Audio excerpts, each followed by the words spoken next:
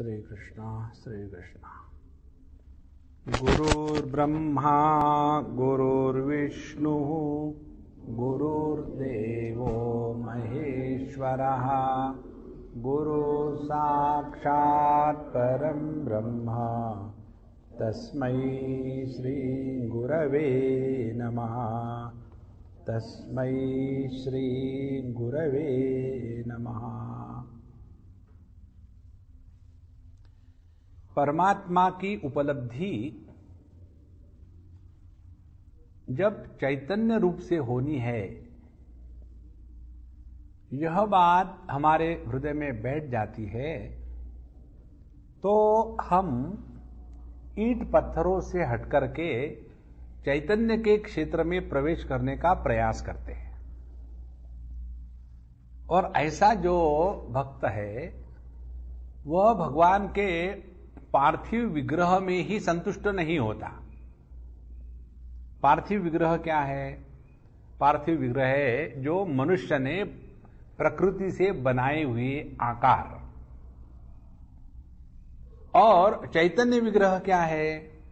भगवान ने जो भिन्न भिन्न मूर्तियां बनाई है, उस भिन्न भिन्न मूर्तियों में चैतन्य के अभिव्यक्ति के कारण उसमें जीवन का प्रदर्शन होता है।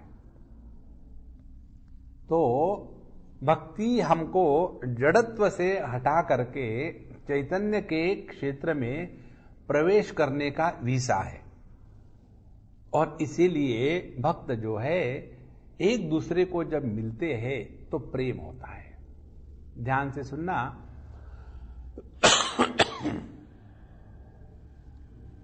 धर्म, योग, ज्ञान और कर्म, ये चारों, धर्म और कर्म एक ही है, ये चारों अहम पद प्रधान होने के कारण उसमें एक दूसरे के प्रति कंपटीशन का भाव आता है। मैं बड़ा धर्मात्मा हूं, आप घटिया हो, आपने कितना दान दिया, मैंने इतना दान दिया, धर्मात्मा बन गए। दूसरा, मैं बड़ा योगी हूं, इतने साल से योगाभ्यास कर रहा हूं और इतने साल योगाभ्यास करने के बाद फिर अब हम इतनी सिद्धियां हासिल कर चुके हैं। देखो, ध्यान से सुनना। हम जो बता रहे हैं किसी को अच्छा बुरा कहने के लिए नहीं, इसके द्वारा ये सीखना है कि हम अपने को प्रभु में मिला दें, ये तात्पर्य है। अब जैसे एक व्यक्ति है, उसने ये सीखा कि एकदम ठीक टारगेट पर एग्जैक्टली गोली कैसी मारी जाए। बड़ी तपस्या करी, बड़ी साधना करी और वो इस स्थिति में पहुंच गया कि एक क्षण में कहीं भी फटाक से निशाना लगा करके शूट कर सकता है।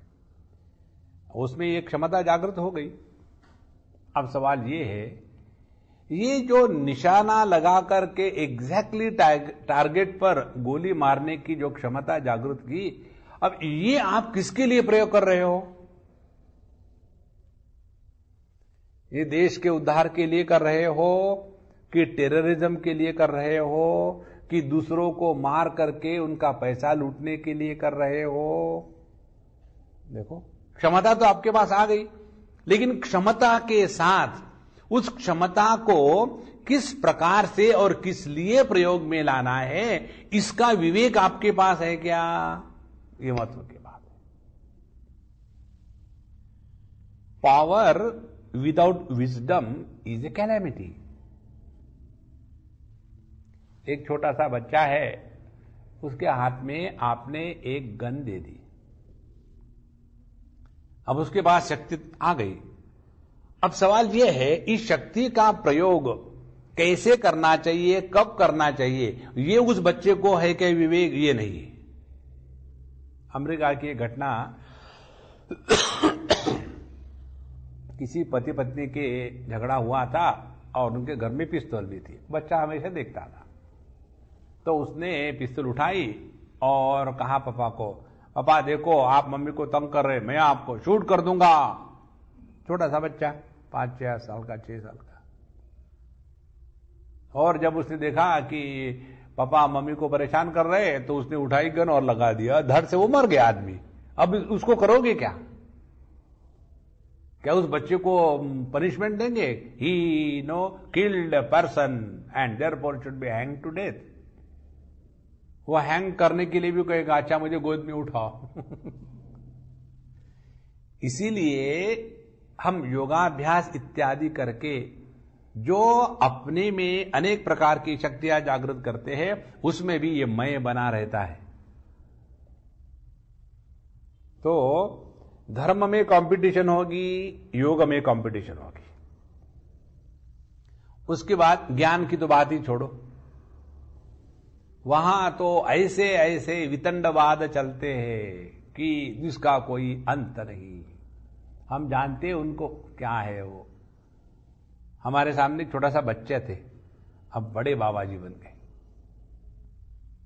देखो, यह जो दूसरे को लेकर के जो जलन की प्रक्रिया है, ये हमेशा रहेगी जब आपका जीवन अहम पद प्रधान होगा तब। तो कल परसों मेरे दिमाग में एक बड़ा सुंदर विचार आया कि नॉर्थ इंडिया में ये जो सास बहू के रिश्तों में जो कड़वाहट है बहुत ज्यादा है, किसी ने मुझे कहा। तो कहने के बाद हमारी मशीन शुरू हो गई, क्या कारण हो सकता है नॉर्थ इंडिया में यह बहू सास के झगड़े ज्यादा होते हैं और बहू को जलाना इत्यादि परेशान करना ये बहुत होता है, इसका कारण क्या हो सकता है? और हम ऐसे उसको हमने डाल दिया मशीन में और मशीन ऑन हो गया, वो विंडो काम कर रही, बाकी अपना काम चल रहा है। तो उसमें एक बड़ा विचित्र विचार प्राप्त हुआ, वो ये कि एजुकेशन की मात्रा नॉर्थ इंडिया में बहुत कम है। स्त्री जितनी होती है ना नॉर्मली कम पढ़ी लिखी होगी, और पति जो है वो घर का बॉस होता है। तो जो अनपढ़ पत्नी है उसको दबा के रखने के लिए ये अनपढ़ पति को कुछ प्रूव नहीं करना पड़ता, केवल दादागिरी करनी पड़ती है। और दादागिरी के साथ रहो तो वो जिंदगी भर वो पत्नी दबी दबी दबी दबी रहती है, और उसके दिमाग में ठोक ठोक के भर दिया है पति परमेश्वर, सेवा करते रहो, सेवा करते रहो। अच्छा, ये जो दबाया है पूरी जिंदगी में पति ने उस पत्नी को, निकालना तो है ही कहीं ना कहीं। तो फिर कहां निकलेगी? जहां बहू आती, बहू पर जितना वो दबाव पति का था वो सब का सब निकल आया। देखो, जहां मैं है वहां ही होगा। अब भक्ति में क्या होता है? यदि दो भक्त मिले तो दोनों भक्तों के हृदय में महात्म्य किसका है? मैं का नहीं है, महात्म्य है भगवान का, और भगवान एक है। तो यदि कोई कहे कि हम भगत है और दो भगत लड़ पड़े तो दोनों भगत नहीं, दोनों विभक्त है। देखो, इसीलिए ये बड़ी सूक्ष्म बात है। कई जगह में ऐसा होता है, महात्माओं के भगत होते हैं और महात्मा तो एक है, लेकिन उन दोनों में ऐसी कंपटीशन चलती है कि मैं उससे बड़ा हूं, मैं श्रेष्ठ हूं, I am little closer and you are distant, अभी अभी के तुम आए, मैं तो 40 साल से जानता हूं। इसलिए यहां कहते हैं जब भक्त, असली भक्त जब एक दूसरे से मिलते हैं ना तो झगड़ा नहीं करते, कंपटीशन नहीं करते, उनको अपने सिद्धि की, अपनी उपलब्धि की बात करने का अवसर कहां है? उनका तो मन प्रभु में लगा हुआ है। इसीलिए परस्परम लपमाना कंठावरोध रोमांच अश्रुभिः, तो उनके जीवन में जो गदगद हृदय वाणी होने की स्थिति आती है वो परमात्मा के प्रेम के कारण। और जिसके हृदय में परमात्मा का प्रेम जागृत हो गया, उसका हृदय परमात्मा से व्याप्त हो जाता है। और जिसका हृदय परमात्मा से व्याप्त हो गया है, वहां मैं को रहने को स्थान ही नहीं। और ऐसा जो भक्त है, पावयंती कुलानी, ऐसा भक्त जिस कुल में जन्म लेता है, वह संपूर्ण कुल पवित्र हो जाता है। कुलानी का तात्पर्य है, कोई ये सिंधी नहीं है, नहीं तो पावयंती कुलानी च, तो कुलानी का धन्य हो गया। जैसे होता है ना, विधानी, बिठानी, थड़ानी, गिरानी, उठानी, उसी प्रकार से कुलानी, ऐसा नहीं है। पावयंती कुलानी च, उसके कुल धन्य हो जाते हैं। अब आप कल्पना करो, आप समझो स्वामी विवेकानंद की मां को जाकर के मिलने का आपको मौका मिला। जब आप उनके मां को मिलोगे तो आप क्या कहोगे? ओ, आपका लड़का बड़ा भयानक है भाई, शादीशुदी करी नहीं, आपको ऐसे ही छोड़ दिया, आपका घर तो ऐसे रह गया। तो वो मां क्या कहेगी? तो उसको तो अपने लड़के के होने पर गर्व है, पूरा कुल उसका उद्धरित हो जाता है। एक बार हम कहीं गए तो एक सज्जन एयरपोर्ट पर ही, हम पहचानते नहीं कौन है, आए, नमस्कार चमत्कार किया, वो आए, फिर उनकी बीवी आई, फिर बच्चे आए, वहीं 10 मिनट हम लोग खड़े होकर बात कर रहे थे। और हम किसी को नाम गाम पूछते नहीं, कोई मतलब नहीं है, ठीक है 2 मिनट मिलो और चलो। तो उन्होंने हमको कहा कि स्वामी जी, आप हमको जानते नहीं और हम ऐसे ऐसे हैं, और हमारे घर में हमारे जो दादाजी थे ना, वो सन्यासी थे। अब देखो, उनको जहां उन्होंने एक सन्यासी को देखा तो उनका ये अभिमान जागृत हो गया कि हमारे भी कुल में हमारे दादाजी सन्यासी थे। तो अपने को वो कृतकृत्य मानते हैं कि हम ऐसे घर में पैदा हुए कि जहां एक भक्त पैदा हुआ था। इसीलिए पावयंती कुलानी। और पृथ्वींच, पृथ्वी पवित्र हो जाती है। कैसे? एक दिन हम बैठे बैठे विचार कर रहे थे, तो ये विचार प्राप्त हुआ। आप कहीं भी चले जाओ, शिरडी स्थान के नाम से अत्यंत घटिया स्थान, पानी वहां ठीक से नहीं, नमकीन पानी है, वहां चले जाओ भीड़ भाड़ है। लेकिन वह स्थान जिसका कोई किसी प्रकार का महात्म्य नहीं है, वहां एक संत हो गए और उसके कारण वो एक गांव को इतना महात्म्य आ गया। देखो, दूसरा स्थान आपको बताते हैं, शेगांव करके है, वहां एक संत हो गए, अवधूत थे, वो शिरडी बाबा के कॉन्टेम्पररी थे, गजानन महाराज उनका नाम है। वो भी जहां थे वहां कुछ भी नहीं, अभी भी वहां कोई खास नहीं ऐसा स्थान, लेकिन उस एक संत के कारण वहां आने वाले हजारों लाखों करोड़ों लोग वहां आते हैं। तो उस स्थान का महात्म्य उस संत के कारण हुआ। पावयंती कुलानी पृथ्वींच। उसी प्रकार से अभी आप चले जाओ पुट्टपार्थी में। पुट्टपार्थी ऐसा स्थान है कि जहां पत्थर और पत्थरों के सिवा कुछ नहीं, वहां रहने को जगह नहीं, खाने को नहीं, कुछ नहीं, ऐसा भयानक स्थान। फिर अब जाकर के देखो तो वहां नंदनवन हो गया है, क्योंकि एक संत के निवास से वह स्थान पवित्र हो जाता है। इसीलिए इस जगत में स्थान का महात्म्य संतों के कारण है। तो पावयंती कुलानी पृथ्वींच। इस प्रकार से ये जो भक्त है, जहां जहां जाते हैं वहां पावित्र्य आ जाता है। स्वामी जी एक अपनी स्मृति बताते हैं, कहते हैं, पहले मैं बड़े प्रेम से कृष्ण कृष्ण बोला करता था। एक बार एक धर्मशाला में ठहरने के लिए गया तो उसके चौकीदार ने कहा, यहां अकेले मनुष्य को रहने नहीं रह जाता, तुम्हारे पास ना तो बिस्तर है ना कोई सामान, तुमको हम नहीं ठहराएंगे। तो मैंने कृष्णा कृष्णा कहा। चौकीदार कुछ सोचकर बोला, तुम बोलते तो बहुत अच्छे हो, अच्छा ठहर जाओ। उसने मुझे एक अलमारी दे दी, बरामदे में पड़े रहने की कह दिया। उसके बाद तो उस धर्मशाला के मैनेजर चौकीदार अब तक मेरे भगत बने हुए हैं। कृष्ण कृष्ण कहने से सब कामना पूर्ण होती है, यह सिद्ध नाम है।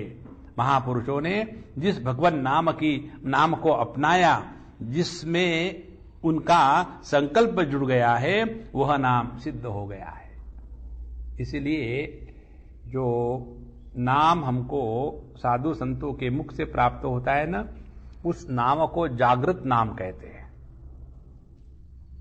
जैसे इन्हीं के जीवन की एक घटना है। जब ये अपने साधना काल में थे तो मन कभी कभी उच्चट हो जाता है, भटकता है। तो उन्होंने एक महात्मा से कहा कि भगवान देखो, मेरा मन भगवान के नाम में नहीं लगता, भटकता है, क्या करूं? बोले कैसे भटकता है? बैठो और शुरू हो जाओ, हरे राम राम राम हरे हरे, हरे कृष्ण कृष्ण कृष्ण हरे हरे। शुरू हो जाओ। और शुरू हो गए। और जो शुरू हो गए, 1 दिन ने, 2 दिन ने, 15 दिन लगातार नॉन स्टॉप।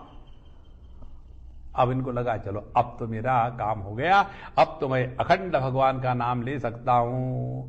ऐसा उनके मन में विचार आया और स्विच ऑफ।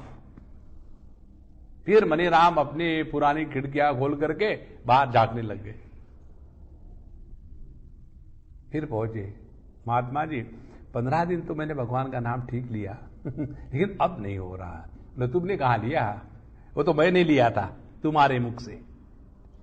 देखो, साधु संतों के संकल्प में यह शक्ति इसलिए आती है कि नामी और नाम ये दोनों अभिन्न है। इस ज्ञान में, इस अनुभूति में उनकी निष्ठा है। इसलिए अपने जीवन में यह हमेशा याद रखना कि भगवान का नाम किसी भी प्रकार से ले लो। हम क्या कह रहे हैं? भगवान का नाम। हम मंत्र की बात नहीं कह रहे। जहां आप मंत्र लेकर के, दीक्षा लेकर के, संकल्प लेकर के कुछ करोगे तो फिर आप अनुष्ठान में बैठ करके उसके साथ दुनिया भर के विधि निषेध लगे हुए। हम उसकी बात नहीं करें, केवल भगवान का नाम लेते रहे। अच्छा, ऐसी जो भक्ति है, अब उसकी महिमा और आगे गाते हैं। तीर्थी कुर्वन्ति तीर्थानि, सुकर्मी कुर्वन्ति कर्माणि, सत्शास्त्री कुर्वन्ति शास्त्राणि। अब ये जो भक्ति है, भक्ति के कारण भक्त में क्या विशेषता आती है? पहली, तीर्थी कुर्वन्ति तीर्थानि। ये भी बहुत महत्व की बात है भैया, समझ लो। अपने जीवन में तीर्थाटन करना एक अत्यंत आवश्यक अंग माना गया है हमारे शास्त्रों में। तीर्थ यात्रा पर जाना आवश्यक है। कभी तो आप कहते हैं गुरुदेव गंगा सागर गमनम, अभी कहते हैं तीर्थ यात्रा करो। हम ऑलरेडी कंफ्यूज हैं, तो हो जाओ कंफ्यूज, हम क्या करें? देखो, तीर्थ यात्रा में जाने का प्रयोजन क्या है? हम जब अपने घर गृहस्थी में बैठे हैं, हम ये बड़े अफसर थे, हमने ये काम किया, हमने वो काम किया,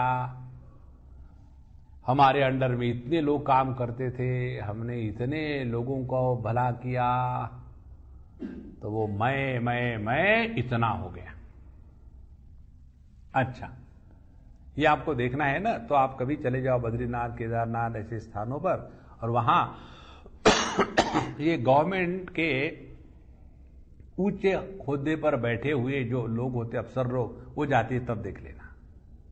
एक हमारे मित्र है, बूढ़े हो गए, वो बहुत बड़ी पोस्ट पर थे दिल्ली में, और हम लोग हर साल जाते हैं बद्रीनाथ, केदारनाथ, जैसे प्रभु की इच्छा हो। तो एक बार बोले स्वामी जी हम आपके साथ आएंगे। हमने कहा नहीं भैया, आप अपने जाओ, हम अपने जाएंगे। बोले नहीं स्वामी जी, आप कुछ फिक्र मत करना, सब बंदोबस्त हम कर देंगे। हमने कहा वही तो मुझे फिक्र है, चक्कर कुछ नहीं दूसरा। तो वहां हम तो लोग बस लेके गए, ये तो अपनी गवर्नमेंट की कार लेकर के आराम से गए वहां। उनके लिए स्पेशल सब कुछ हो गया, उनके लिए बिना पैसे की पूजा भी हो गई। इतने बड़े अफसर आए हैं और सबको रोक करके पहले से आइए, और हमको कहे स्वामी जी आप भी हमारे साथ चलिए। हमने कहा देखो भाई, मैं इन लोगों के साथ आया हूं, 50-60 लोग हैं, तो मैं उनके साथ जाऊंगा, आप हो आइए। फिर उन्होंने अंदर जाकर के वहां के लोगों को कहा कि देखो बाहर जो स्वामी जी खड़े हैं ना, आप उनको ले आना। तो उन्होंने कहा कि ये स्वामी जी हर साल आते हैं, हम उनको अच्छी तरह जानते हैं, वो नहीं आएंगे, उनको जब मर्जी होगी तब आते हैं वो, आप बैठ लो। वहां भी जाएंगे हम, तो वहां भी मैं ऑफिसर हूं, स्पेशल दर्शन। और पंडित जी कहेंगे भगवान को, नारायण भगवान साहब आए हैं, ठीक से आशीर्वाद देना भूलना मत। देखो, ये जो जीवन में हमने सफलता प्राप्त की है ना, उसका जो मैं है, उसी के बोझे के कारण बुढ़ापे में जीवन में दुख आता है। तो इस मैं को हमको हटाना है। तो यदि अपने कपड़े पर मिट्टी लगी हो, दाग लगे हो, गंदे हो गए हो, तो क्या करते हैं, उसको वॉशिंग मशीन में डालते हैं, वॉशिंग मशीन में घुमाते हैं। तीर्थ यात्रा वॉशिंग मशीन ट्रीटमेंट है, घूमते रहो।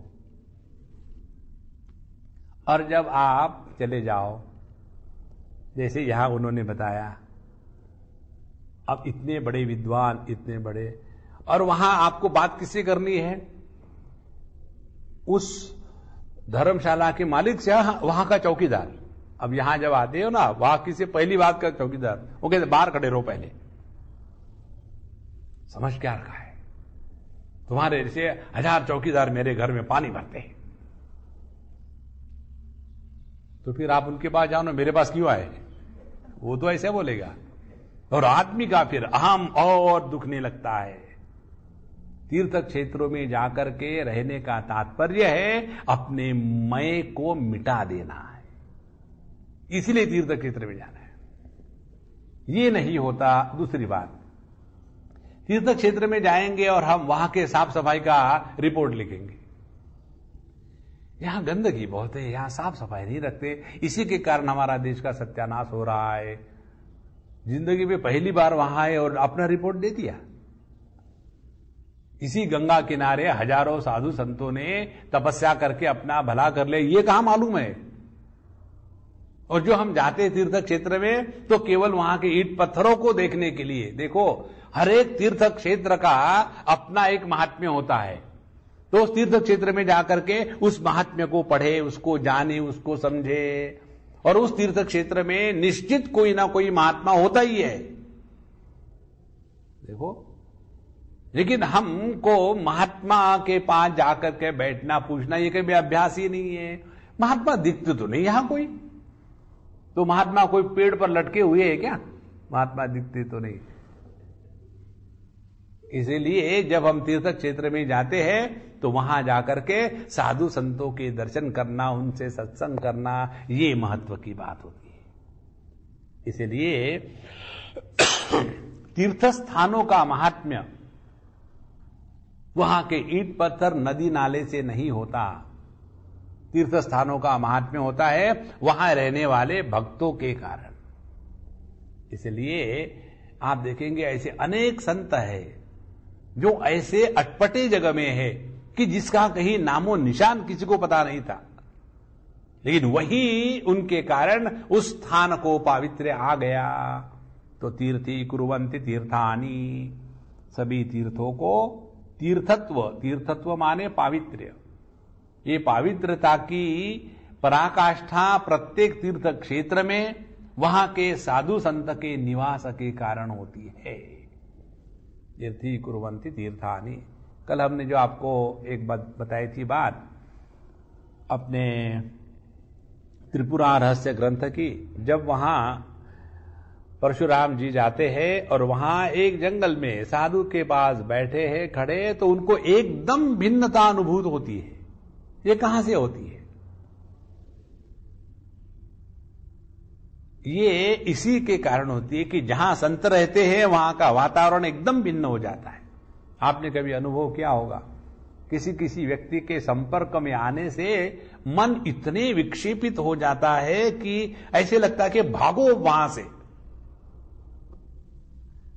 उसका कारण क्या है कि उस मन के, दूसरे व्यक्ति के मन की विक्षेप इतना जबरदस्त है कि आपकी शांति को वो तोड़ रहा है। तो उस समय झगड़ा नहीं करो, भागो वहां से, अपने आप को बचा के रखना है। तो तीर्थी कुर्वन्ति तीर्थानि, दूसरी सुकर्मी कुर्वन्ति कर्माणि। जो कर्म, ध्यान से सुनना, सुकर्म किसको कहते हैं? जो कर्म हमको अंतःकरण में किसी भी प्रकार के फल निर्माण करके इस सांसारिक जगत में बांध के रखते हैं, वह पापात्मक और पुण्यात्मक कर्म, दोनों के दोनों कर्म हमको बंधन वाले होते हैं। व्यक्ति को जैसे अपने गलत कार्यों का अभिमान होता है, वैसे अपने सत्कार्यों का भी अभिमान होता है। और जैसे गलत कार्यों के अभिमान से हम बंधन में आते हैं, वैसे अच्छे कार्यों के अभिमान से भी बंधन में आते हैं। हमने इतना किया, हमने तो सबके लिए त्याग दिया है, हम तो बस अपने लिए तो बस 2 टाइम की रोटी से कुछ नहीं चाहते, हम तो एक एक क्षण सबके लिए जी रहे हैं। और ये लोग करते भी है, लेकिन मैं ज्यों का त्यों बना है। देखो, सत्कर्म जितने बंधन कारक होते हैं उतने दुष्कर्म नहीं होते, क्योंकि दुष्कर्म में आदमी को एक दिन पता चल जाएगा कि मैं गलत हूं और सुधारेगा। लेकिन जिस व्यक्ति के जीवन में सत्कर्म चल रहे हैं, वो व्यक्ति बस अपने आप को बड़ा, दुनिया से बड़ा पवित्र और अच्छा समझने लग जाता है। यही बंधन है।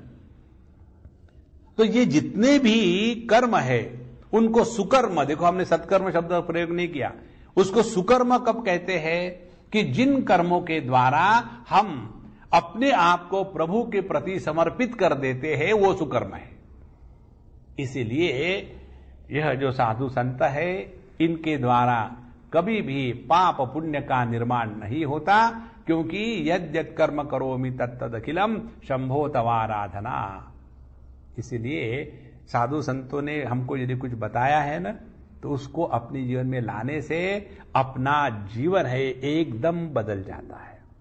लेकिन नॉर्मली हम क्या करते हैं कि हम चाहते हैं कि बाबा जी हमारी बात सुने और हमारे कहने के अनुसार नाचे।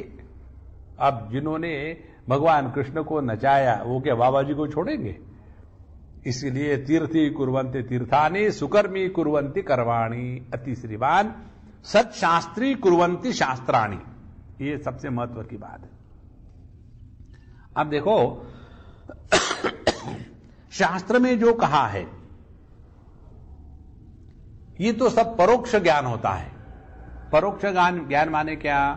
परोक्ष ज्ञान माने जिसका हमको अपने अनुभूति से और अपने इंद्रियों के, मन के या बुद्धि के माध्यम से ज्ञान नहीं हो सकता।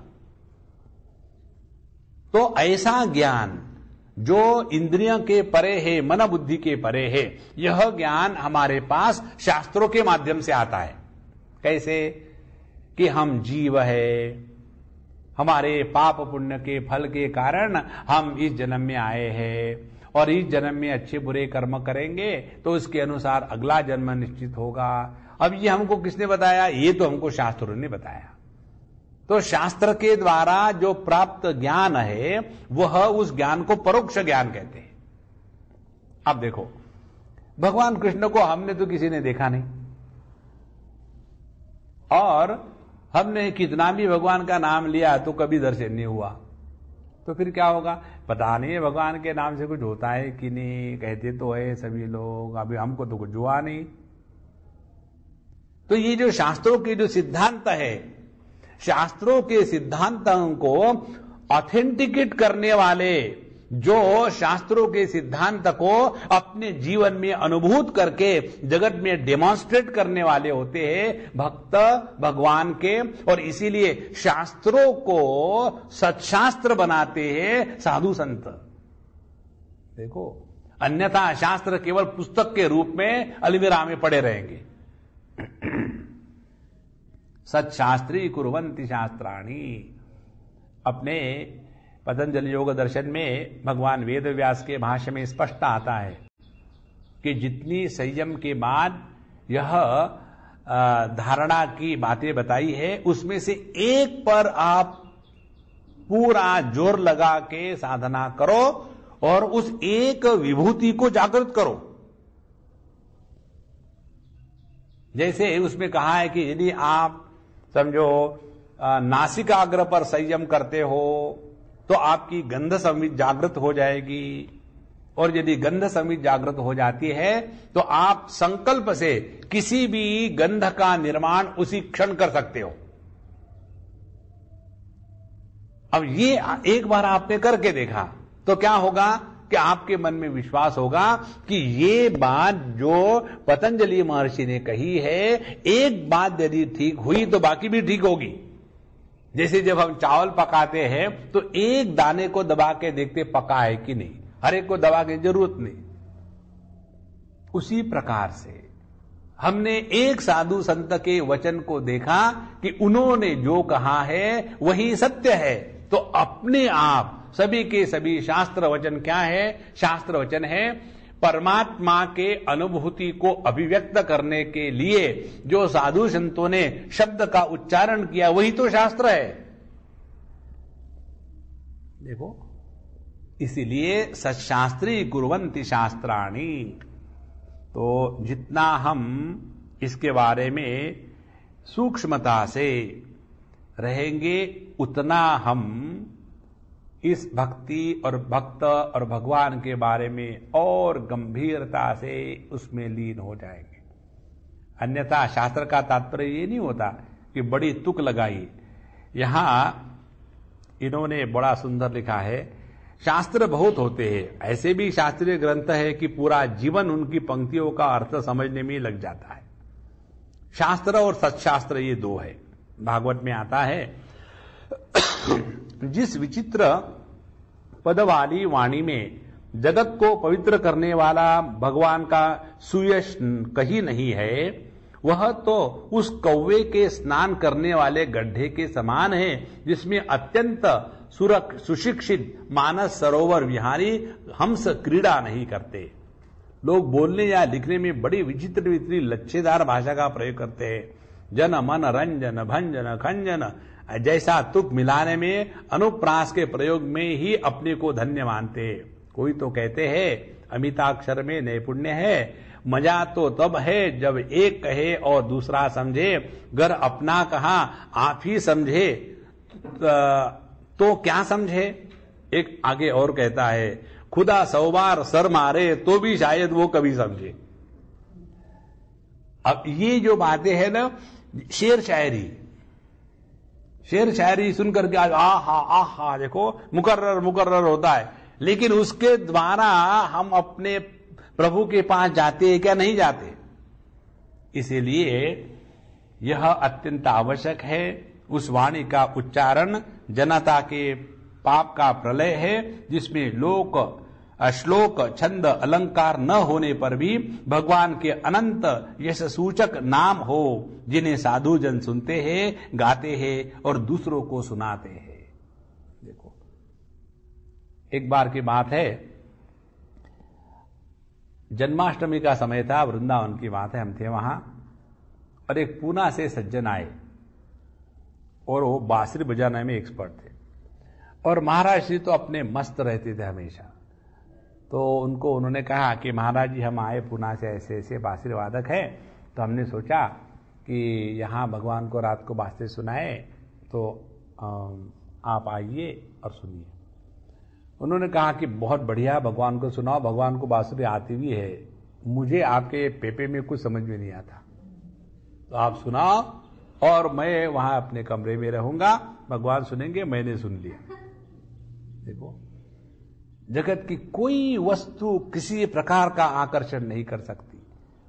यदि आप देखेंगे जो भजन गाने वाले होते हैं, उस भजन गाने में महत्व किसका है? भगवान का है, भगवान के नाम का है, राग रागिनी का है, लोगों की जो एप्रिसिएशन है उसका है। किसका महत्व है? यदि हमारे भजन गाने में सब हो लेकिन भगवान का महत्व ना हो और उस भगवान के प्रति हमारे हृदय में भाव निर्माण ना हो तो वह जितनी भी हमारी गायकी है, गाना बजाना है, वह व्यर्थ है। इसी प्रकार से जितने भी शास्त्र है वो शास्त्र केवल प्रभु का गुणगान गाते हैं और वही प्रभु का गुणगान इन साधु संतों के माध्यम से प्रकट होता है। आदावंते च मध्ये च हरि ही सर्वत्र गीयते।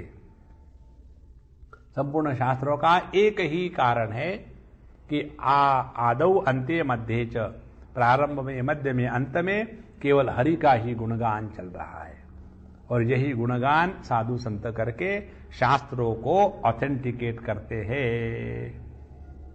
अब यह भक्त जो है किस प्रकार से तीर्थ को तीर्थ बनाते, कर्म को सुकर्म, शास्त्र को शास्त्र, इनमें ये इतनी शक्ति कहां से आई?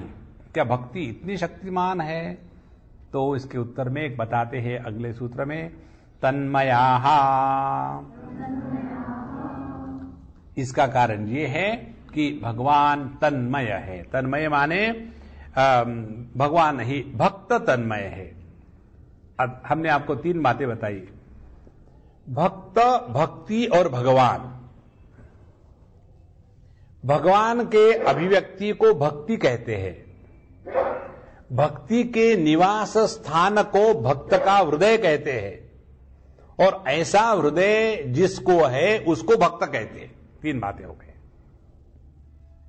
और इसीलिए जिसके हृदय में भक्ति है वह भक्त और वही भक्त भगवत स्वरूप ही है। इसलिए तस्मिन् तज्जने भेदा भावात्, तो तन्मयाः। और यह मनुष्य जितना इस भगवान के साथ एक हो गया है उसमें ये सब बातें अपने आप प्रकट होने लग जाती है। इसीलिए आप देखेंगे जितने भी साधु संत हो गए ना, उन्होंने अपने को दिमाग को खरोज खरोज करके कुछ लिखा नहीं है। स्वाभाविक सहजता से सब उनके माध्यम से प्रकट होता है। कारण क्या? तन्मयाः। भगवान का भक्त भगवतमय होता है और इसीलिए उनमें यह क्षमता आ जाती है कि भक्त के कारण ये तीर्थ स्थान, शास्त्र, कर्म इतने पवित्र हो जाते हैं। अब ऐसे जो भक्त है, इन भक्तों के कारण और क्या हो जाता है? 71वां सूत्र, मोदन्ते पितरो नृत्यन्ति देवताः सनाथा च इयं भूर्भवति। मोदन्ते पितरो नृत्यन्ति देवताः सनाथा च इयं भूर्भवति। और चार बार बताते हैं, पितरः मोदन्ते। देखो, जब हम भक्ति की बात करते हैं ना, तो उस समय ब्रह्म सत्यम जगन मिथ्या का चक्कर नहीं लाना चाहिए। जहां आपने ब्रह्म सत्यम जगन मिथ्या का चक्कर लाया तो ऐसे ही है, बढ़िया अचार लाया और अचार लाने के बाद उसको पानी में धो करके फिर खाया। अरे, अचार का मजा तो तब है कि जब उसके साथ जो सब लगा हुआ है उसके साथ खाओ। इसी प्रकार से भक्ति में द्वैत रखना अत्यंत आवश्यक है, उसी में रस आता है जीवन में। यह जो भक्ति मोदन्ते पितरः,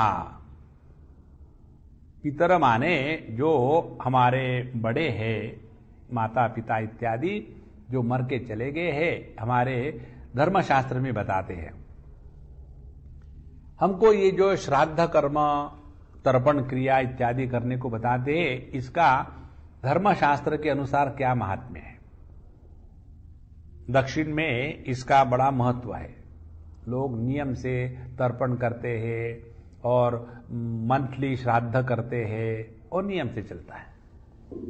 अब उसमें बताते हैं कि जब हम अपने जीवन में अपने पितरों को नियम से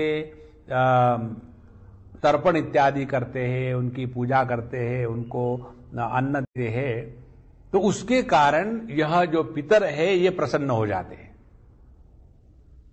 और प्रसन्न इसलिए होते हैं, पितरों को शास्त्रों में दूसरे शब्दों में कहा है उष्मपा।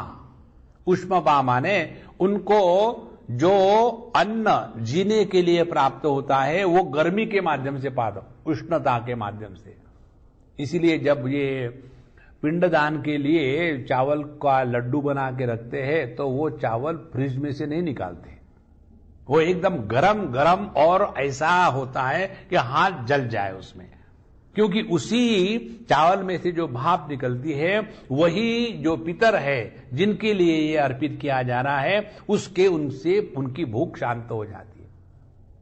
तो यह जो पितर है वो जब देखते हैं कि हमारे कुल में ऐसा भक्त हो गया है तो वो अत्यंत खुश होकर के रहते हैं। भागवत कहते हैं त्रिसप्तभिः पिता पूत पितृभिः सह तेन घ। उन्होंने प्रहलाद जी को कहा था कि हे प्रहलाद, क्योंकि प्रहलाद जी ने अपने भगवान नरसिंह से कहा था, जब उनको कहा कि कुछ मांगो तो पहली बात तो ये है कि मेरे पिताजी का भला हो। वो अच्छे थे, वो यदि अच्छे नहीं होते तो मेरे मन में आपके प्रति इतना प्रेम कैसा होता। देखो, जो पुत्र अपने पिता के प्रति इतना आदर प्रेम लगता हो, चाहे वो कैसा भी हो, उसको निश्चित रूप से यह बहुत अच्छा लगता है कि मेरा बेटा अच्छा है। एक दो उदाहरण दे दूं मैं आपको। बंबई के पास कहीं की एक स्थान की जगह है, एक स्थान है, वहां एक लड़का और लड़की रहते थे, भाई बहन, और वो दक्षिणी हमेशा हमारे पास आते थे। बड़े अच्छे बच्चे। लड़का था उस समय कोई 7वीं 8वीं में और लड़की थी 12वीं में, और हमेशा आते थे, बैठते थे और बातें करते थे। तो एक दिन उसने कहा कि स्वामी जी आप हमारे घर में आएंगे? हमने कहा बिल्कुल जरूर आएंगे, खाने के लिए तो हम कहीं भी पहुंच जाएंगे। तो बोले स्वामी जी लेकिन एक प्रॉब्लम है। क्या? हमारे पेरेंट्स जो है ना वो एकदम नास्तिक है। वो हमारे घर में पूजा नहीं होती, पोथी नहीं होती, भगवान को भोग नहीं लगता, कोई साधु संत नहीं आते। हमारा घर एकदम 100% भौतिकवादी है। तो फिर भी हम फिर भी आएंगे, क्योंकि खाना भौतिकवादी है। मैं खाने को आऊंगा, भजन के लिए नहीं आऊंगा, भोजन के लिए आऊंगा। अच्छा, हम उनके यहां गए तो हमने कहा देखो तुम अपने माँ बाप को बता देना कि हमारे फ्रेंड आ रहे, ये मत बताना स्वामी जी आ रहे और बाबा जी आ रहे, कुछ मत करना नया, जैसा ऐसे चलने दो। हम उनके यहां गए, खाना वाना खाया, गपशप हुई दुनिया की। भगवान को हमने बाहर ही रख दिया था। और धीरे धीरे धीरे उन बच्चों के कारण, क्योंकि उनके बच्चों में इतना सुंदर परिवर्तन आया, बहुत बढ़िया बच्चे। अब दोनों की शादी हो गई, दोनों दूसरे देश में है और बड़े अच्छे। तो एक बार उनके माता पिता मुझे कहीं मिले, बोले स्वामी जी आपको याद है? हम नहीं भैया आपको बिल्कुल याद नहीं। बोले वो मधु है ना, हम मधु के माँ बाप। अच्छा अच्छा अच्छा, हम आपके आए थे, आप शायद थाने में कहीं रहते? बोले हाँ वही स्थान पर। बोले स्वामी जी हमने जिंदगी में कभी कोई भगवान का नाम नहीं लिया, लेकिन पता नहीं हमारे ये दोनों बच्चों ने हमारी आंखें खोल दी। उन्हीं के कारण हमारे अंतःकरण में अब ये सत्संग की धारा शुरू हो गई। देखो दूसरा एक उदाहरण बताऊं। एक छोटा सा बच्चा 2 साल का दक्षिणी, उसको क्या हिंदी समझ में आती है और क्या समझ में आता है? उन दिनों में बंबई में हमारे टीवी पर ये केबल में चलते थे 1.5 घंटे का लेक्चर, और वो बच्चा रोज सुबह उठ करके बैठेगा वहां और बैठ करके बाप को पकड़ेगा, तुम भी बैठता था, सिट डाउन। और वैसे बिल्कुल 1.5 घंटे तक ग्लू होकर के सुनता था। क्या उसको समझ में आता भगवान जाने। उसके कारण वो बाप को भी बैठना पड़ा। वो जैसे उठ के जाते वो नहीं तथा इधर सीधा। और वो धीरे धीरे उसके पिताजी भी सुनने लग गए। और फिर किसी कारण से या वो सीरीज खत्म हो गई, वो टीवी में आना बंद हो गया और इसने घर में तूफान शुरू कर दिया। उसको कहीं से भी ले आओ ले आओ ले आओ। अब इस आदमी ने अपने ऑफिस में चर्चा करी, पता नहीं ये कौन से बाबा जी का आता है और मेरा लड़का उनका ऐसा दीवाना हो गया है और उसके लिए मैं परेशान हो रहा हूं, अब कहां से उसको ले आओ, I don't know anything about it. तो उनके ऑफिस में एक सज्जन थे जो हमको अच्छी तरह जानते, अरे वो तो हमारे स्वामी जी है, हम आपको देंगे। उन्होंने दर्जन और हमारी वीडियो कैसेट उनको दे दी। और फिर धीरे धीरे सुनते सुनते दोनों मां बाप इस मार्ग पर ऐसे आ गए, पूरा जीवन बदल जाता है। देखो, अब ऐसे पुत्र को लेकर के जिंदे मां बाप को कहो या अपने पितरों को कहो, कितनी खुशी होती होगी। मोदन्ते पितरः नृत्यन्ति देवताः। देवता दो प्रकार से होती है। एक देवता जो हमको भागवत में या रामचरितमानस में मिलती है। कैसे? भगवान राम ने रावण को मारा तो तुरंत सभी देवता ऊपर में फूलों की टोकरियां लेके खड़े थे, ऊपर से फूल पुष्टि कर रहे। एक वो देवता होते, उनको दूसरा कुछ काम है ही नहीं, हाथ में फूल पकड़ के बैठते, कुछ अच्छा हो गया फूल डाल दिए। एक वो टाइप के देवता। दूसरे देवता होते हैं हमारे सबके पूर्ण देह में भिन्न भिन्न देवता का निवास है। आंखों में सूर्य है, कान में दिग देवता है, नाकों में अश्विनी कुमार है इत्यादि। अब ये सभी के सभी देवता जब देखते हैं कि यह जो भक्त है हमको केवल भगवत कार्य में ही लगा रहा है, तो वो अपने आप प्रसन्न होने लग जाते हैं।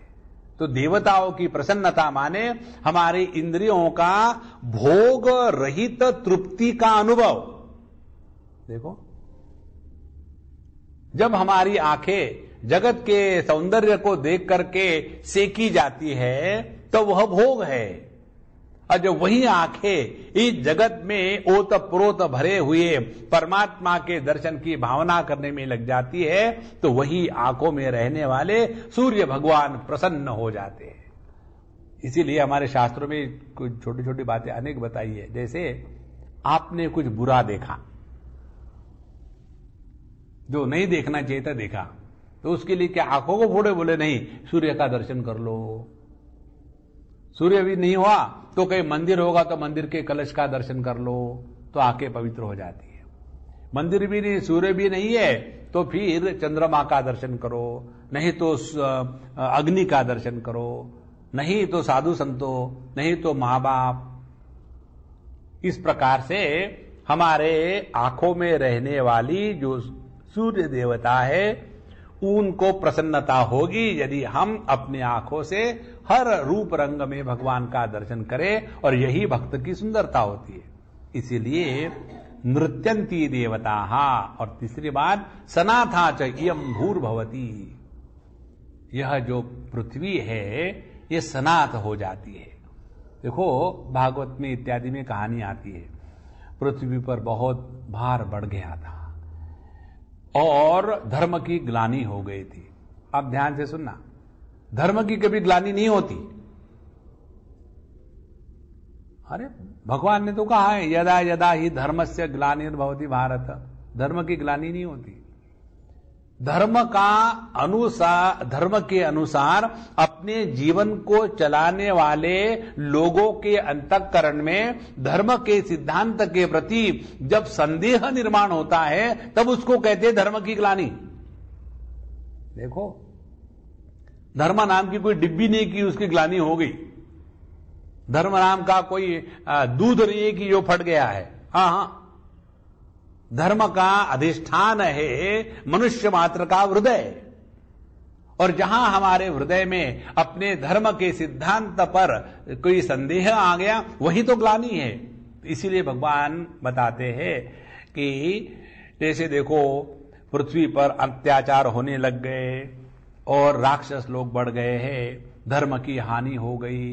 इसीलिए पृथ्वी माता ने गाय का रूप धारण किया और धर्म बैल का रूप लेकर के आया, और वो दोनों रो रो करके पहुंच गए शिव जी के पास। शिव जी ने कहा ब्रह्मा जी के पास जाओ, और सब मिलकर के भगवान विष्णु के पास गए और उन्होंने अपना रोया धोया गाया। तो भगवान ने कहा कोई बात नहीं, मैं आ जाऊंगा पृथ्वी पर।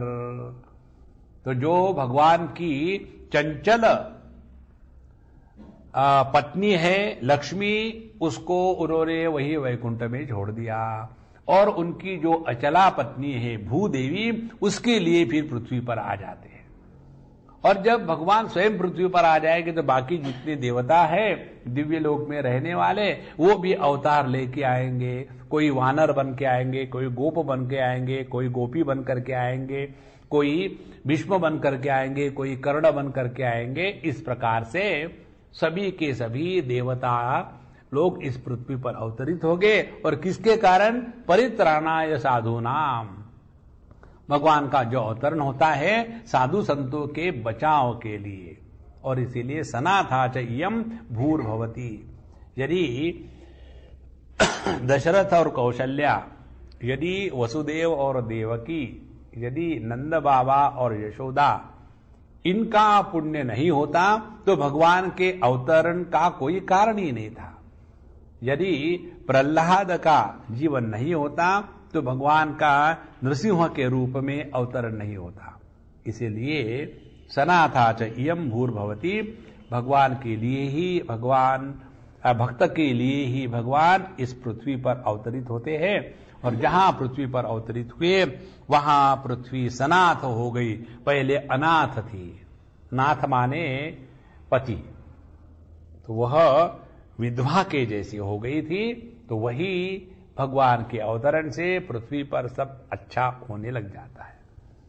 अब ये जो भक्त है, इन भक्त की विशेषता भक्ति शास्त्र के सर्वश्रेष्ठ ग्रंथ में बता रहे, इसलिए उसको छोटा मोटा मत समझ लेना। क्या कहते हैं? नास्ति तेषु जाति विद्या रूप कुल धन क्रियादि भेदः। तेषु, उन भक्तों में, जाति विद्या कुल रूप धन क्रिया आदि भेदः नास्ति। इन चीजों को लेकर के भक्तों में विभाग नहीं होते। देखो,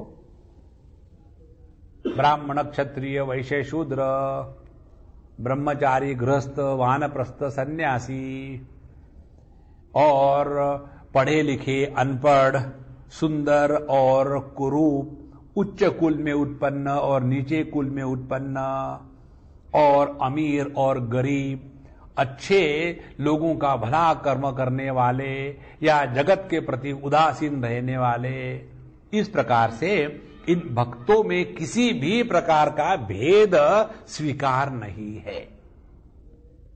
ये बात भगवान ने 9वें अध्याय में कही है भगवद गीता के। उसमें कहते हैं कि अपि चेत सुदुराचारः भजते माम अनन्य भाग क्षिप्रम भवति धर्मात्मा शश्वत शांतिम निगच्छति माम ही पार्थ व्यपाश्रित्य येपि स्यु पापयोनयः स्त्रियो वैश्यास् तथा शूद्राः तेपि यान्ति पराम गतिम। हमें कितनी भी कमियां हो, लेकिन भक्ति के लिए वो सभी की सभी जो कमियां हैं वही हमारे लिए एक आधार बन जाता है, और उसी के द्वारा हम इस भक्ति मार्ग में चल करके अपना भला कर लेते हैं। अब यहां 2-3 बातें स्वामी जी ने जो बताई है बहुत सुंदर है, उसको हम पढ़ेंगे, ध्यान से सुनना। भेदहा भित्ति भेदनाद, जो टुकड़े कर दे उसको भेद कहते हैं। भक्त में अहंकार की ग्रंथि नहीं है, इसलिए भेद नहीं है। मनुष्य में यह जो मनुष्याकृति है वह प्रकृति ने बनाई है। इसमें ब्राह्मणत्व संस्कार से आता है। पत्थर प्राकृत वस्तु है, उसमें शिवत्व रामत्व संस्कार से, तक्षण कला से या मंत्र संस्कार से आते हैं। स्त्रीत्व तो स्त्री में प्राकृत है, किंतु उसमें पत्नीत्व संस्कार से आता है। जो प्रकृति मूलक भेद है उनमें अधिकार और अनधिकार इसका भेद नहीं होता। गाय सबके लिए गाय है, वृक्ष सबके लिए वृक्ष है। संस्कार मूलक भेद में अधिकार अनधिकार का भेद होता है। ईश्वर को प्रियतम मानकर पूजने में सबका अधिकार है, किंतु प्राण प्रतिष्ठादि संस्कारों से संस्कृत मूर्ति को पूजा में संस्कार संपन्न व्यक्ति का ही अधिकार है। इसको समझ लेना ठीक।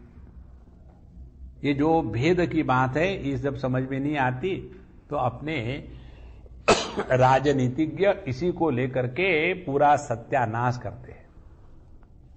देखो,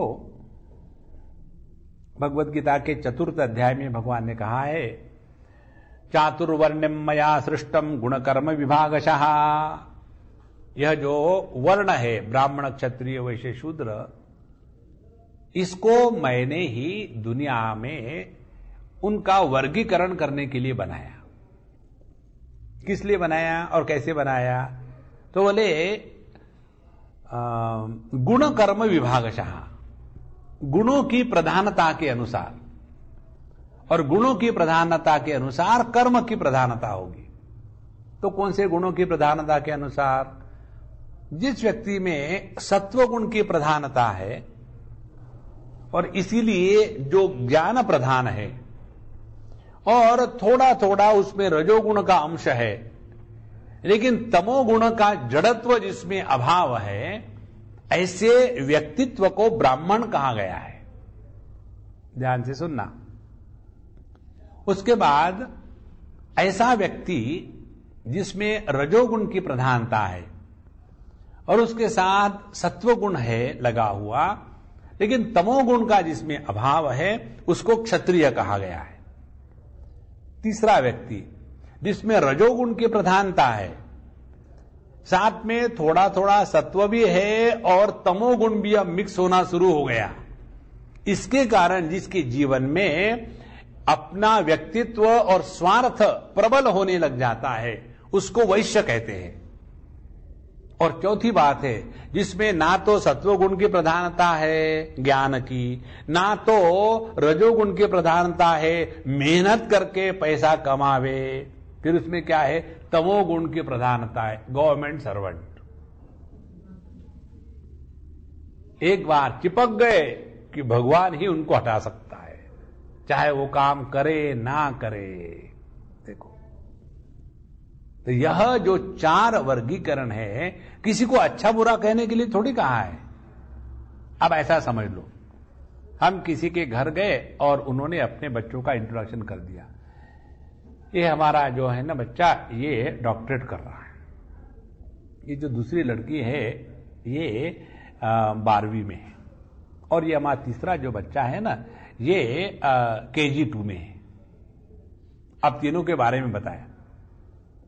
अब तीनों के बारे में बताने का तात्पर्य ये है क्या कि बड़ा लड़का अच्छा है, लड़की उससे घटिया है और छोटा बेवकूफ है? नहीं, उसका केवल वर्णन मात्र हुआ है। इसी प्रकार से जो हमारे शास्त्रों में बताते हैं ना, ब्राह्मण क्षत्रिय वैश्य शूद्र, यह लोगों को बांट करके उनको तोड़ने के लिए नहीं है। यही तो बात हमारे क्या कहते हैं राजनीतिज्ञों ने ला करके पूरा सत्यानाश कर दिया है। देखो, एक समय ऐसा था कि भगवान के जो भक्त है उनको हरिजन कहते थे। अब हरिजन शब्द का क्या हो गया, भगवान तो हट गए और जो नहीं है वो कहना शुरू हो गया। यह जो भेद निर्माण करने की बात है वो भक्त में और भक्ति में नहीं होती। इसीलिए आप देखेंगे भगवान के भक्तों में सभी है, उनमें किसी प्रकार का यह नहीं है कि कोई अच्छा है कोई बुरा है। आहा, तो फिर ये क्यों कहा, माम ही पार्थ व्यपाश्रित्य ये पी स्यु पाप योनयः। जो पाप योनि में जन्म हुए कौन है वो, स्त्री वैश्य शूद्र।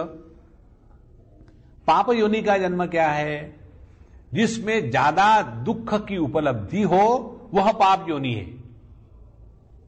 अब देखो, जीवन में स्त्री को जितने दुख उपलब्ध होते हैं उतने पुरुष को नहीं होते।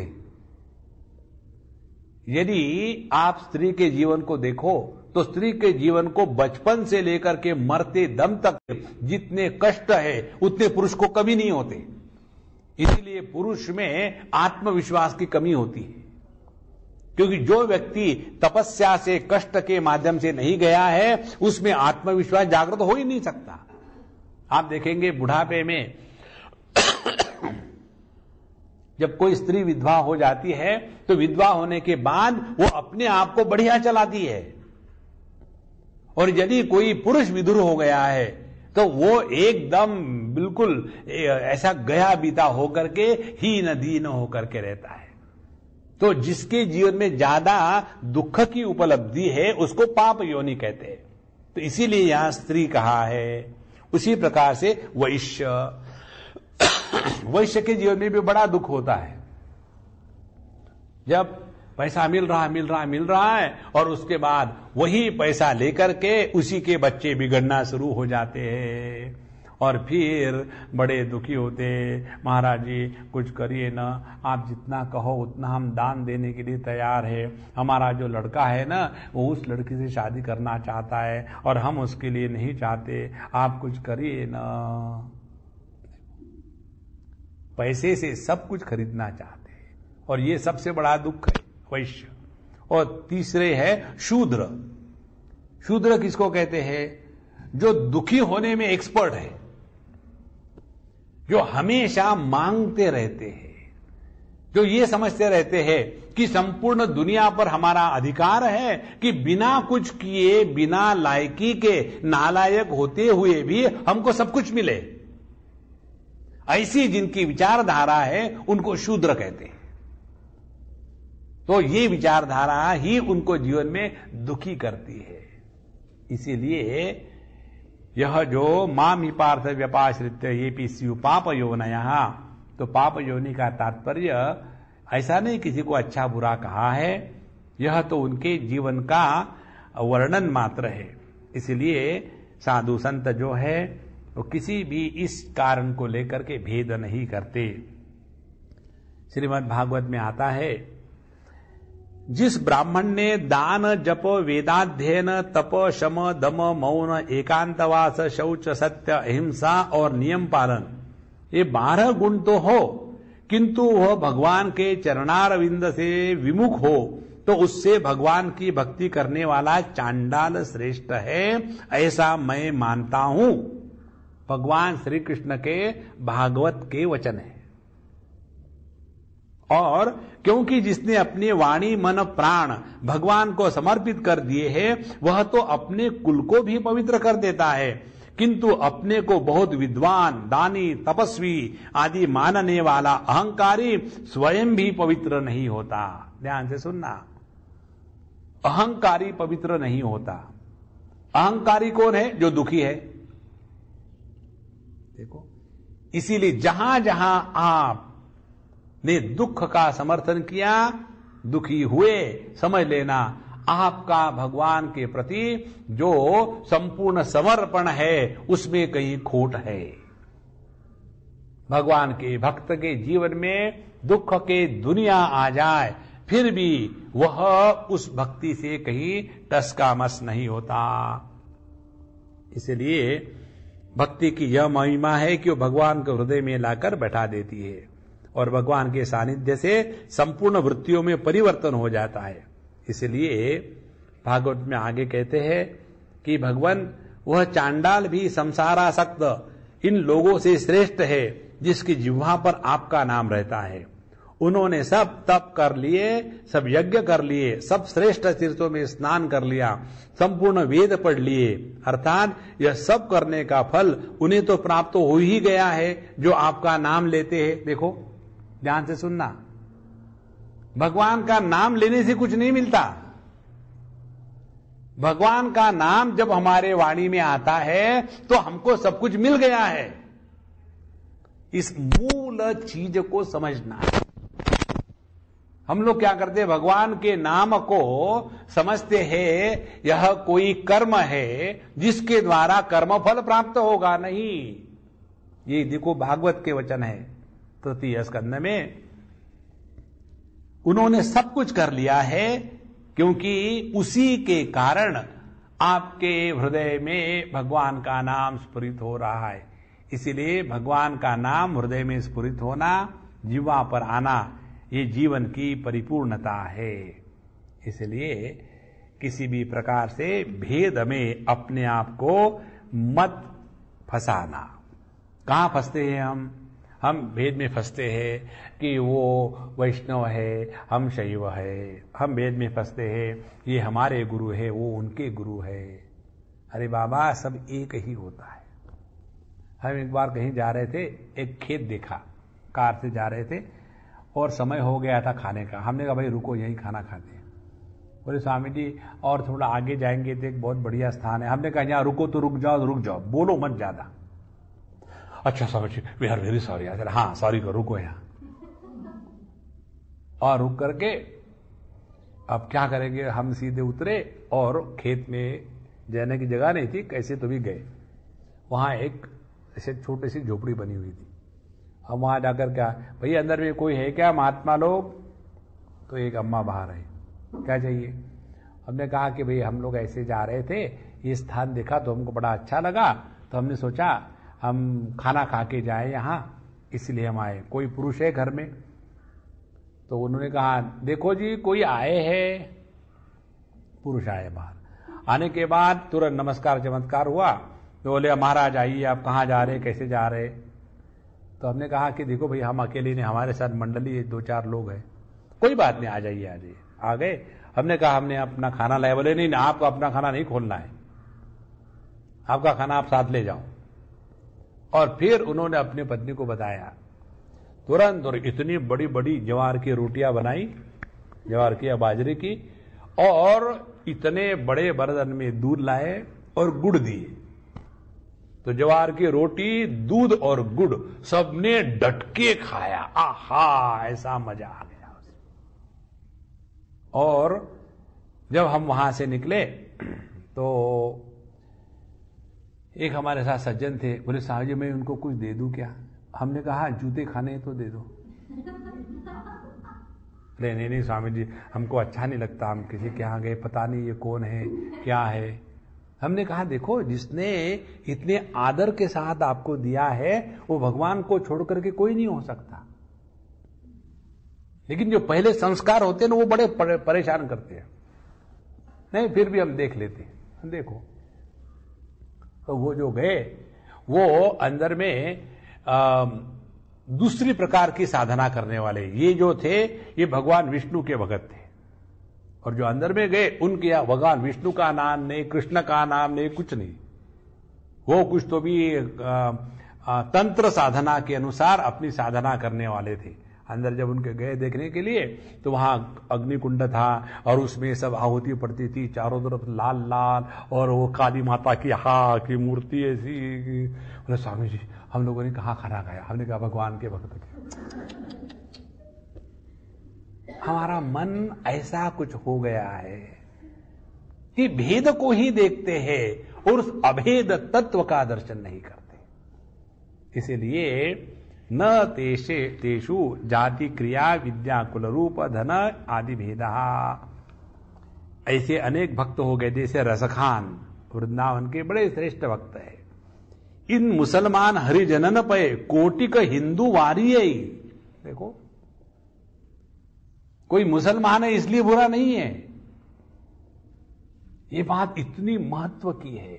कोई क्रिश्चियन है इसलिए बुरा नहीं। देखो, आप स्पष्ट अपने हृदय में कर लो, आपको दुनिया में क्या चाहिए? भगवान चाहिए ना, तो सबके ऊपर उठ जाओ, तब भगवान मिलेंगे। और यदि आपको धर्म की सेवा करनी है, राष्ट्र की सेवा करनी है और धर्म की रक्षा करनी है, तो इसी में जिंदगी को बर्बाद कर डालो।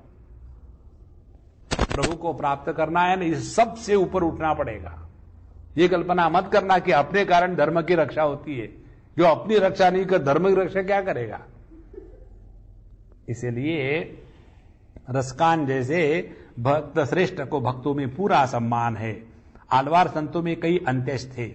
रविदास जी कौन है? रविदास जी थे मीराबाई के गुरु, वो भी हरिजन थे। प्रहलाद ने तो असुर दैत्य कुल में जन्म लिया था। भक्ति में जाति का विचार नहीं होता।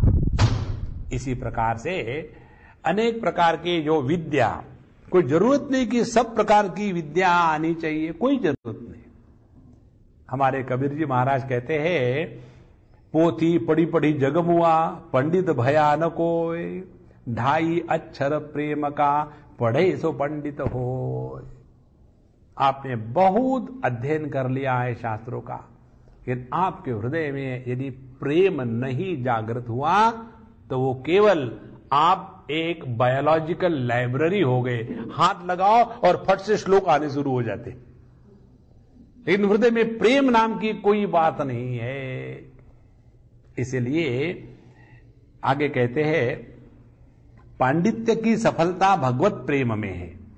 प्रेम की सफलता पांडित्य में नहीं है। प्रकृति से महत्त्व, महत्त्व से अहंकार, वृष्टि में चिदाभास बनता है और उसमें पूर्व कर्म की बुद्धि बनती है। और इसीलिए इस सब से परे जाकर के इस शुद्ध तत्व में अपने आप को मिला लेना, यही जीवन का अंतिम लक्ष्य है। देखना, जितने हमारे जीवन में जो गुण आते हैं ना, अच्छा गाना, अच्छा तबला बजाना, अच्छा विचार करना और ध्यान योग में बैठना और सहज समाधि लग जाना, ये सभी के सभी अभ्यास के कारण प्रकृति में है। परमात्मा इन सबके परे है। इसीलिए इसी में अपने को तुष्टि भाव नहीं लाना है, अन्यथा इसी में फंसे रहेंगे। इसलिए इससे कोई मतलब नहीं आपको ज्ञान है नहीं, आपको पढ़ना आता है नहीं, संस्कृत आता है नहीं। सुग्रीवो हनुमत वृक्षः गजो गृद्धो वणिक्पथः व्याध कुब्जा व्रजे गोप्यो यज्ञ पत्न्यस्तथा परे ते नाधित श्रुतिगणा नोपासित महत्तमाः अव्रता अतपस्तप्तः सत्संगं मामुपागताः केवलेन हि भावेन गोप्यो गावो नगा मृगाः येन्ने मूढ़धियो नागाः सिद्धा मामी युरंजसा। भगवान कहते हैं एकादश स्कंद में, सुग्री हनुम जांबवन गजरान गीजरा जटायु वैश्य व्याध कुब्जा व्रज की गोपियां यज्ञ पत्नियां तथा अनेक अन्य ऐसे हुए जिन्होंने ना कभी वेद पढ़े, ना महापुरुषों की सेवा की, ना कोई व्रत तपस्या की, केवल सत्संग, भगवान के प्रति प्रेम जो भगवान को प्राप्त हो गए। केवल प्रेम के भाव के कारण गोपियां ही नहीं, व्रज की गाय, पशु, पर्वत, पक्षी, वृक्षादि, मूढ़ बुद्धि, नाग, कालिया इत्यादि भी सरलता से भगवान को प्राप्त हो जाते हैं। इसलिए अपने हृदय में यदि भगवान का प्राकट्य हुआ ना, तो यह जो भेद दृष्टि है ये खत्म हो जाती है। जिस दृष्टि में कोई अपना और कोई पराया है, वह भगवत दृष्टि नहीं है। भगवान के दृष्टि से स्त्री हो या पुरुष हो, भगवान के दृष्टि से हिंदू हो या मुसलमान हो, भगवान के दृष्टि से अमीर हो या गरीब हो, एक ही है। ध्यान से सुनना, जिस दिन हम इस भगवान की सृष्टि को भगवान की आंखों से देखना प्रारंभ करेंगे, उस दिन हमारे हृदय में भक्ति माता पूर्ण रूप से प्रकट हो गई। और यदि हम इस भगवान की दुनिया को अपने राग द्वेष के चश्मे से देखेंगे तो हम विभक्त हो गए हैं, भक्त नहीं है। ये इसलिए बहुत महत्व की बात है, अपने हृदय में जाति कुल इत्यादि क्रिया इसका अभिमान न आवे। ओम पूर्णमदः पूर्णमिदं पूर्णात् पूर्णमुदच्यते पूर्णस्य पूर्णमादाय पूर्णमेवावशिष्यते। ओम शांति शांति शांति। हरि ओम। श्री गुरुभ्यो नमः। हरि ओम।